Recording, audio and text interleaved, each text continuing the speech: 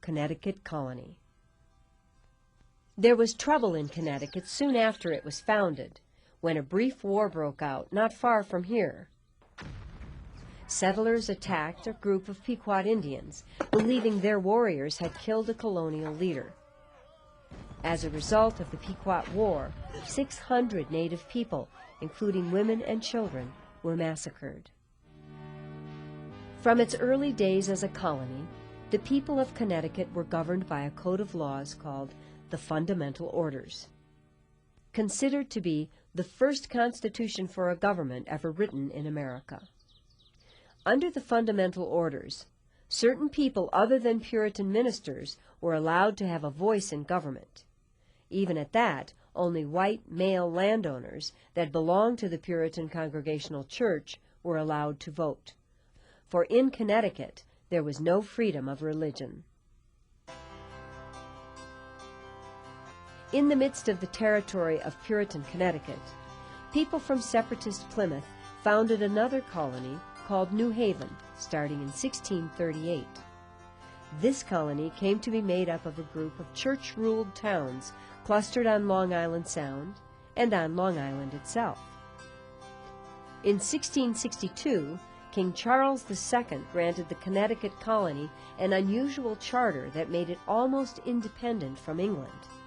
In fact, he even gave them the right to elect their own governor. Under this charter, the king commanded that all the lands held by the colony of New Haven be put under the control of the colony of Connecticut.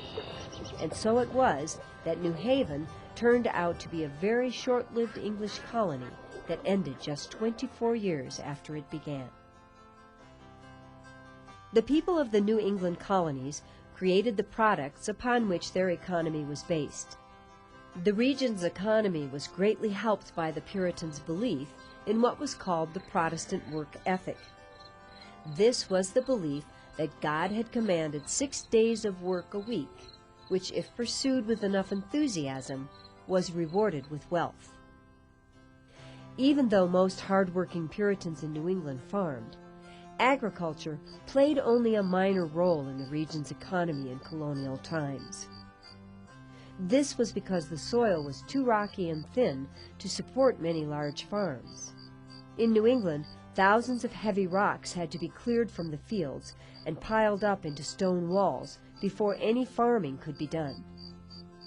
Today, these ancient stone walls are a very familiar sight all across the New England countryside.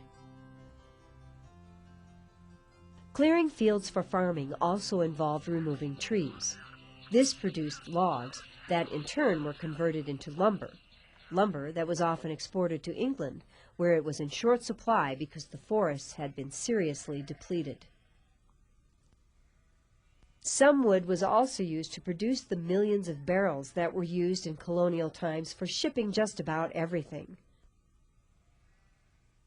In New England, fishing and whaling were mainstays of the region's economy, and countless barrels both of whale oil and preserved fish were shipped from its ports. There were even a few factories in the New England colonies where manufactured goods were produced. Here at the Saugus Iron Works, just outside of Boston, Puritans started the first successful iron-making factory way back in 1646. It used water power as a source of energy to run the equipment, such as lifting this huge hammer used to pound the iron into special shapes, and the bellows that kept the fires burning hot. Some of the iron made here was sent back to England, but most was used in colonial blacksmith shops, where it was turned into nails and tools. Iron products were sometimes used in shipbuilding. That was another big industry in New England. In colonial times, large numbers of ships manufactured in New England plied the transatlantic trade routes and created a prosperous regional shipping trade. The colonial shipping trade followed certain three-way or triangular trade routes. In the case of the first route, ships left the American colonies carrying manufactured goods, such as tools or rum, and sailed to the west coast of Africa. In Africa, they were profitably traded for slaves, gold, and pepper. The slaves and other African trade goods were then shipped to the West Indies, where they were traded for molasses and sugar. The trade ships then carried these goods and the remaining slaves to the American colonies, where they were sold for a profit. The second triangular trade route began when ships from the American colonies sailed to the West Indies carrying food products and lumber.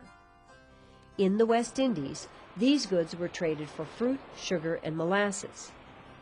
The West Indies goods were then shipped to England, where they were traded for manufactured goods.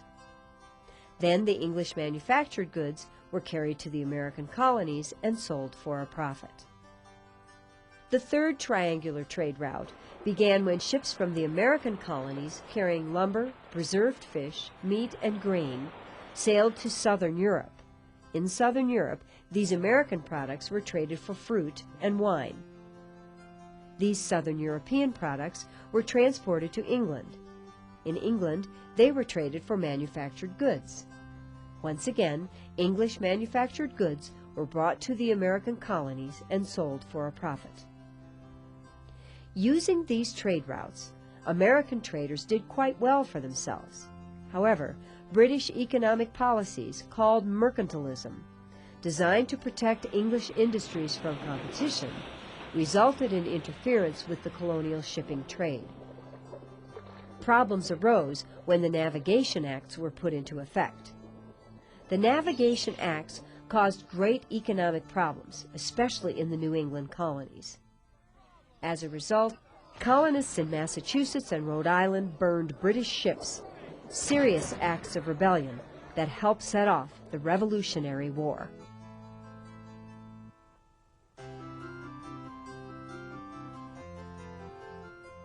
True or false? Puritans admired the teachings of Calvinism.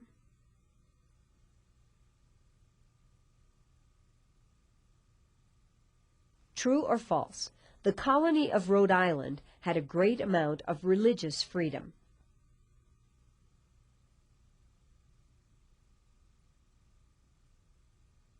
True or false? The Pilgrims of Plymouth were separatists.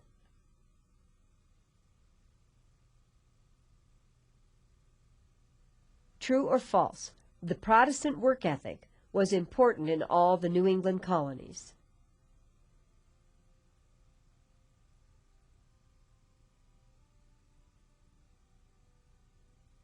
True or false? New Hampshire's first colonists came from Plymouth. True or false? Maine was once part of the Massachusetts Bay Colony.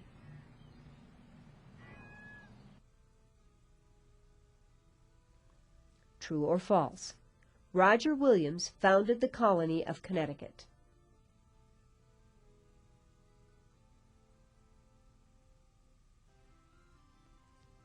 True or false? The economy of the American colonies depended on 3 different rectangular trade routes.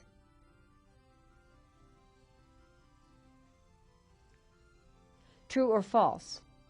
Mercantilism was a protective British trade policy.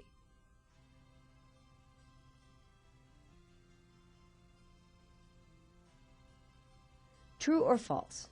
The colony of Connecticut was established when 3 towns joined together.